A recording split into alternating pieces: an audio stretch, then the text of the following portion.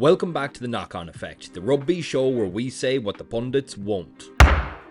The wait is finally over. The URC season kicks off this weekend. 16 teams, 5 different nations. The rivalries, the stakes, the jeopardy. It's all on the line. In today's video, we have a big one, lads. It's our predictions for the 2026 season.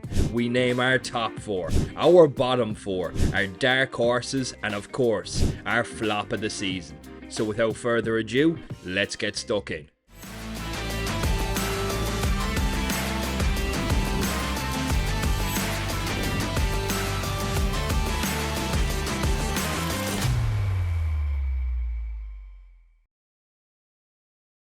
Before we jump into it, please take a minute to hit subscribe. Last season we already started to build the best rugby community anywhere online. No filler, no fluff, no bullshit. Just rugby fans following the sport we love. This year we'll be covering the full URC season, the Champions Cup, the Autumn Series and the Six Nations. So click the bell icon so you never miss a video. Right, so kicking things off with the bottom 4.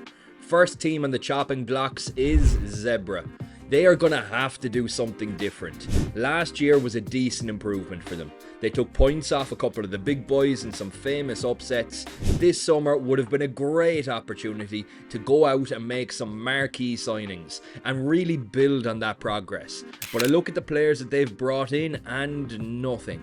Benetton have signed another host of New Zealanders, a tactic that has seen them gain experience and slowly rise up the table year on year. Zebre don't have the personnel or the experience to know how to get out of the bottom 4, so that's where they'll stay.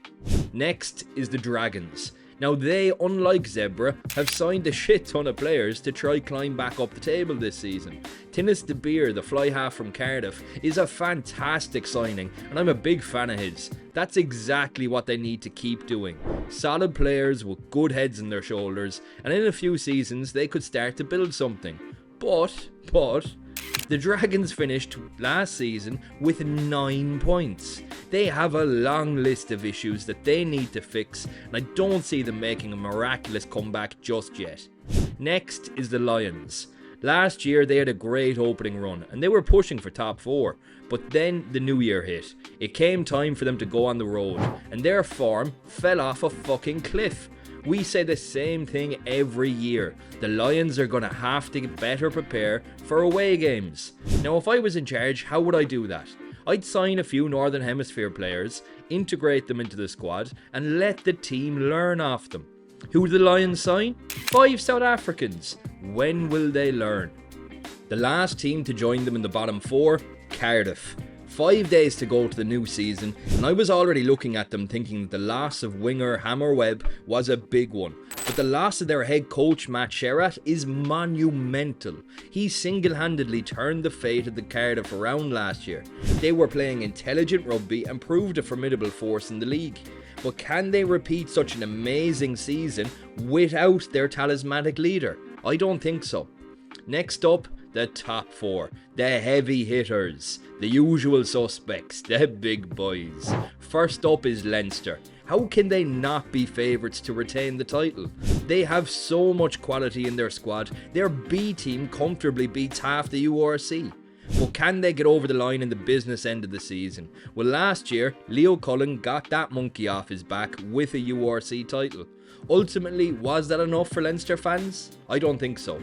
But with the signing of Rico Ioane, could Leinster be the first ever team to retain the URC title? Leave a comment and let us know. Next up, in my opinion, Leinster's closest contenders, the Bulls. The return of Curtly Arnsa and the prodigal son, Andre Pollard, gives them some real added strength. They have to have had sit with that 32-7 loss against Leinster all summer long. They are going to come back with a vengeance. Will their new signings be enough to help them get them over the line?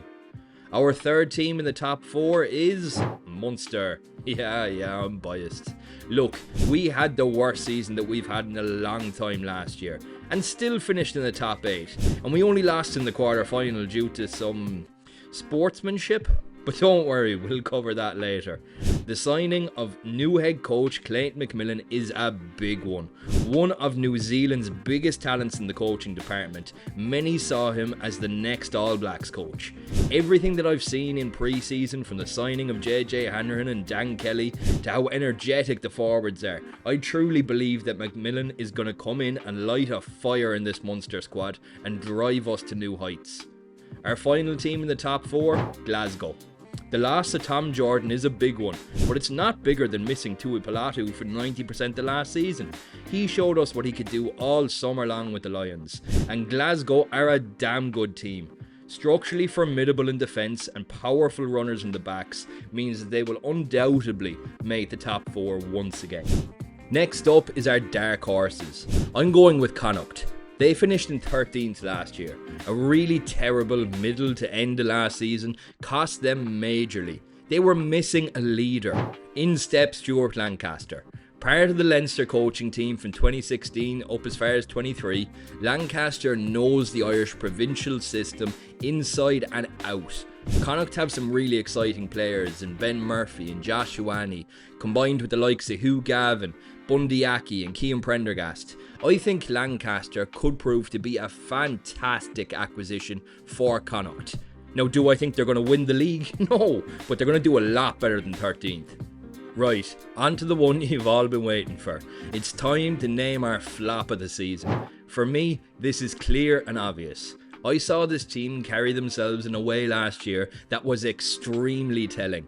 Rugby is a sport of honour, hard work, tradition and respect. These are the pillars the game is built on. When a team goes through a tough period, they can rely on these values to drag themselves back out of it. From what I saw from the Sharks, they have none of those values. Eben Etzebeth is coming to the end of his career, as are Oxen Shea and Sia Khaleesi.